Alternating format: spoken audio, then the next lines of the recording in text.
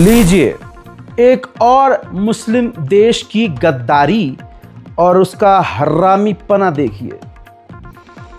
पहले आपको मोटा मोटी समझाता हूं। कतर आपने नाम सुना होगा, ऑब्वियसली सुना होगा। कतर एक ऐसा देश है जिसने इजराइल के साथ नॉर्मलाइजेशन नहीं किया हुआ है। दोनों देश आपस में बात नहीं करते हैं, लेकिन 2 साल तक फिलिस्तीनियों का नरसंहार करने के बाद इस गद्दार का दिल ऐसा जीता इजराइल ने कि अब कतर के साथ बातचीत इनडायरेक्टली कर रहा है इजराइल। कतर खुद बात कर रहा है इजराइल से। रिश्ते नहीं हैं, कोई डिप्लोमेटिक रिश्ते टाइज और कुछ भी नहीं है, लेकिन बात कर रहा है कतर।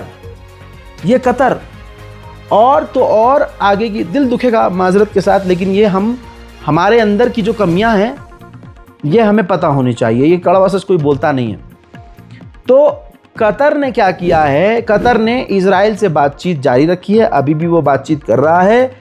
अमेरिका और ख़ासकर जो इजराइल है, इजराइल की खुद की कंपनियां जो हैं, बड़ी बड़ी कंपनियां, हथियारों की कंपनियां, उन्होंने कतर से ख़तरनाक हथियारों की डील भी कर ली है।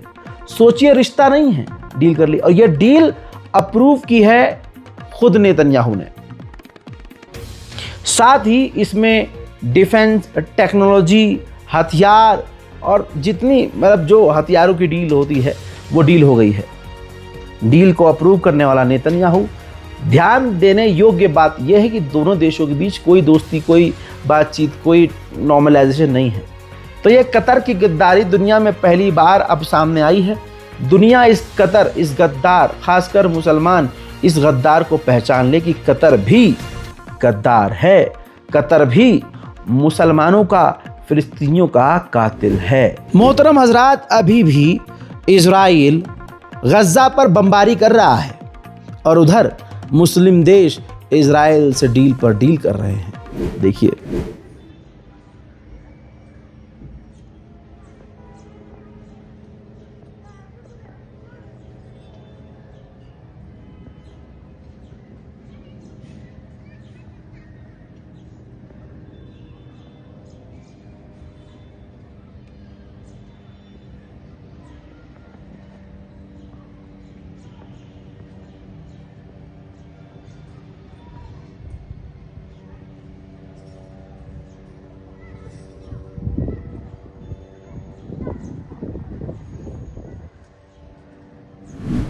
गाज़ा के अंदर ये भी तस्वीर आपको देखनी चाहिए। सुसाइड ड्रोन से इजराइल गाज़ा पर हमला कर रहा है, जिसके परखच्चे देखे जा सकते हैं। 24 घंटे में सैकड़ों की जान गाज़ा में जा चुकी है। गाज़ा के अंदर पीने का पानी तक नहीं है। ये विजुअल देखिए, सीने में अगर दर्द हो तो समझ जाइएगा कि आप इंसान हैं। बात यहाँ मुसलमान की नहीं है। इन प्यासों की आंख देखिए, इन प्यासों का चेहरा देखिए। अब आप बताइए कि आपके हलक से क्या पानी उतरेगा? रज़ाग्राफ़ी की कोशिश ये है कि हम जो मदद अब भेज रहे हैं दूसरी, इसमें हम पानी के टैंकर भेजें। लिहाजा आपकी स्क्रीन पर ये जो डिटेल्स है, स्कैनर्स हैं, आप इनका इस्तेमाल करके गाज़ा और फ़िलिस्तीन की मदद के लिए आगे आ सकते हैं। आपसे गुजारिश है कि कम से कम पानी गाज़ा के लोगों तक हम पहुंचा सकते हैं, तो इसमें हमारा साथ दीजिए। अब ज़रा ये भी जान लीजिए, गाज़ा में अब तक 55,000 मासूमों की जान जा चुकी है। दूसरों को तो लात मारिए, मुस्लिम देश सो रहे हैं। कोई मुझे ये बताएगा कि 55,000 लोग मारे गए, ये मुस्लिम देश क्या कर रहे हैं? 55,000 लोग मारे गए, ये मुस्लिम लीग क्या कर रहा है? अरब लीग क्या कर रहा है? बिस्तर में अपनी 4-4 बीवियों के साथ सो रहे हैं, इसके अलावा क्या ही कर रहे हैं? उधर यूएन ने कहा है गाज़ा के अंदर जो भी मदद जा रही है उसको हथियारबंद ग्रुप लूट रहे हैं और आम भूखे लोग भी लूट रहे हैं। जिन तक मदद पहुंचनी चाहिए उन तक मदद नहीं पहुंच रही है। मादरजात ब्रिटेन ने कहा था कि हम इजराइल को हथियार देना बंद कर रहे हैं। अब उसने अपने ही रूल्स को बाईपास करते हुए, लूप होल ढूंढते हुए इजराइल को कई तरह के बड़े हथियार भेजे हैं। जहां भूखों को मदद बांटी जाती है जहां अमरीकी और इजरायली कंपनी मिलकर भूखों को खाना बांटने का ड्रामा रचती है, वहां एक बार फिर से भूखों पर गोली चलाई गई।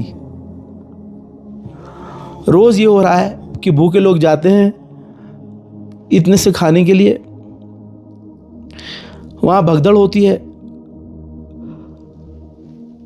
लास्ट जो गोलीबारी हुई है इसमें 20 भूखे लोग मारे गए, 20, जिसमें बच्चे,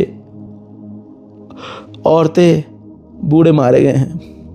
उनको पता है, आप थोड़ा सा ये समझने की कोशिश कीजिए कि गाज़ा के लोगों की हालत क्या है। उनको पता है कि डे 1 से हम जब मदद लेने जाते हैं तो इजराइल गोली मारता है। तो जो माएँ, जो माँ बाप, जो बुज़ुर्ग जा रहे हैं मदद लेने के लिए, उनको कहीं ना कहीं पता होता है कि हम शायद लौटेंगे नहीं, लेकिन भूख बर्दाश्त नहीं हो रही है और शायद भूख से घर के बड़े अपने बच्चों को तड़पता हुआ नहीं देख रहे हैं। तो वो खुद ही खुदकुशी कर रहे हैं कि हम यहाँ से हम खाना लेने जा रहे हैं, आए तो आए, नहीं आए तो फिर ऐसी ज़िंदगी से छुटकारा मिल जाएगा। पिछले 24 घंटे में 20 भूखे लोग जो मदद लेने के लिए गए थे मार डाले गए हैं। इजराइल के ताज़ा तरीन हमले में 3 पैरामेडिक्स और एक और पत्रकार की मौत हो गई है। जो मेडिकल वाले हैं वो कोई आतंकी तो नहीं है, लेकिन इजराइल सबको मार रहा है और सारी दुनिया बस देख रही है। हजरात, ज़रा अब इस 4.5 साल की बच्ची को देखिए। इजराइल की बमबारी में इसका पूरा घर ख़त्म हो गया। माजरत चाहूँगा मैं, मेरे को बहुत हो रही है दिक्कत, क्योंकि विजुअल्स जो हैं हम बहुत ज़्यादा देखते हैं और वीडियो जब शूट करने बैठते हैं तो फिर तब तक हालत हमारी बहुत ख़राब हो जाती है। तो ये 4.5 साल की बच्ची है, इजराइल ने ऐसी बमबारी की, पूरा ख़ानदान ख़त्म हो गया। माँ बाप, भाई बहन, दादा दादी सब मारे गए। इसका अब इस दुनिया में कोई नहीं है। निकाला भी कैसा गया है कि पैरामेडिकल के जो वर्कर्स थे उन्होंने जैसे तैसे इस बच्ची को मौत के मुंह से बाहर निकाला, मलबे से बाहर निकाला, लेकिन अब इसका इस दुनिया में कोई भी नहीं है। ऐसा गाज़ा में बहुत सारे बच्चे हैं जिनके माँ बाप तो छोड़िए, पूरे ख़ानदान, सब कुछ ख़त्म हो चुका है।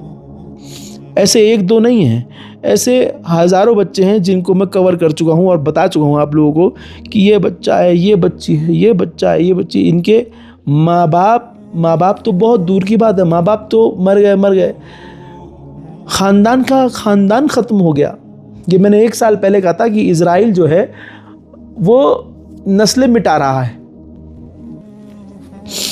हम कितने बेगैरत हैं, हमारे ये अरब और मुस्लिम देश कितने बेगैरत है कि दूसरे देश फिर भी इजराइल के ख़िलाफ़ कदम उठा रहे हैं या कदम उठाने का नाटक कर रहे हैं। लेकिन ये अरब देश, ये मुस्लिम देश तो नाटक भी नहीं कर रहे, इवन उससे डील कर रहे हैं, हथियार ले रहे हैं। अब दोस्तों, ये खान यूनुस का वीडियो देखिए।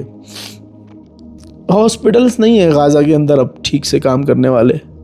अब खान यूनुस के अंदर एक बचा कुचा आधा अधूरा हॉस्पिटल था, इजराइल ने उस पर भी बमबारी करके सब कुछ तहस नहस कर दिया है। आप समझते हैं इस बात को कि अगर आपको गंभीर चोट लग जाए तो आपका इलाज अस्पताल में ही होगा। आप कटे फटे अस्पताल में जाएं, पूरे जिस्म में ज़ख्म और आप अस्पताल में जाएं और आपको इलाज न मिले। अगर टाँके भी लगाए जा रहे हैं तो बिना बेहोश किए लगाए जा रहे हैं, और अगर हाथ भी काटा जा रहा है, आपका अलग किया जा रहा है कि इन्फेक्शन न फैल जाए, तो बिना एनेस्थीसिया, बिना बेहोश किए ऑपरेशन हो रहा है, बिना बेहोश किए ये ट्रीटमेंट दिया जा रहा है। और अब तो गाज़ा के अंदर अस्पतालों पर सीधा इजराइल हमला कर रहा है। इजराइल बची कुची इमारतों को, तस्वीर देखिए, बची कुची इमारतों को गाज़ा के अंदर बम लगाकर उड़ा रहा है ताकि इस घर से भागे हुए लोग वापस जब आएँ तो उनको सिर्फ मलबा मिले।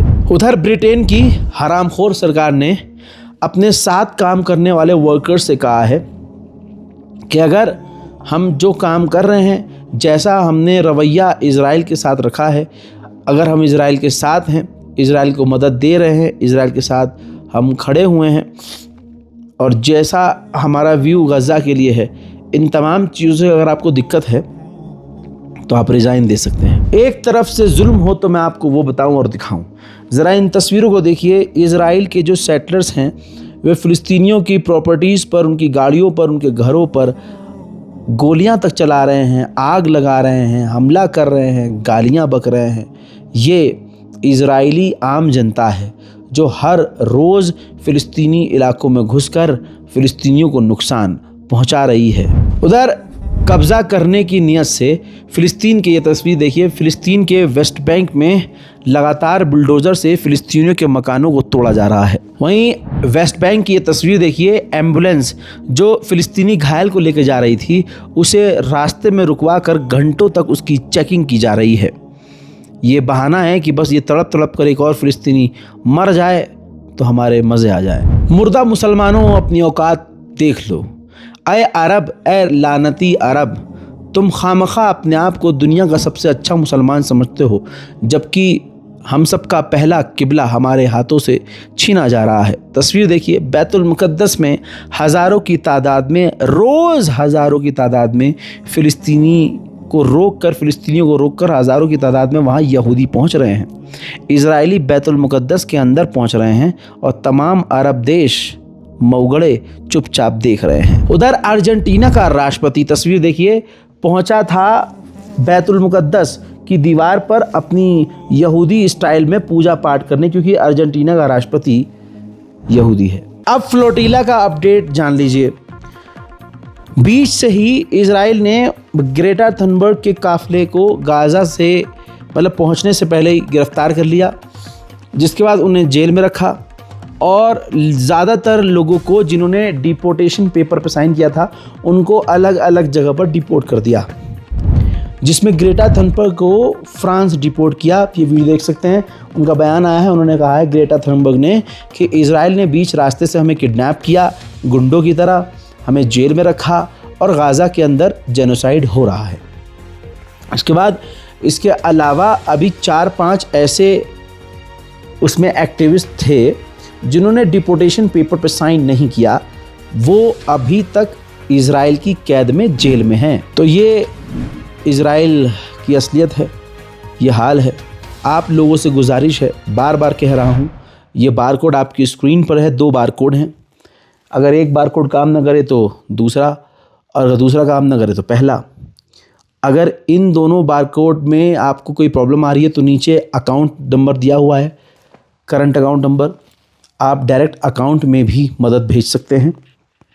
और अगर नहीं आ रही है, कुछ प्रॉब्लम हो रहा है, तो 24 घंटे का इंतज़ार कीजिएगा। इंशाल्लाह आपके किस्मत में, आपके दामन में अगर मदद करने की किस्मत होगी तो इंशाल्लाह आपकी मदद। ऐसे बहुत सारे लोग बार बार कह रहे हैं भाई बारकोड काम कर नहीं रहा है, ये प्रॉब्लम आ रही है। हाँ, नहीं कर रहा होगा, लेकिन इसके बावजूद हज़ारों लोग मदद भेज रहे हैं।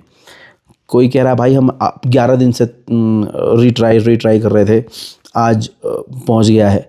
लिहाजा हिम्मत मत हारिए, गाज़ा के नाम पे तो हिम्मत बिल्कुल मत हारिए। इस रिपोर्ट को शेयर कीजिए। अपनी दुआओं में गाज़ा, फ़िलिस्तीन और पूरी दुनिया के मुसलमानों को याद रखिए। दिल करे तो मुझे भी याद रखिएगा। जय हिंद।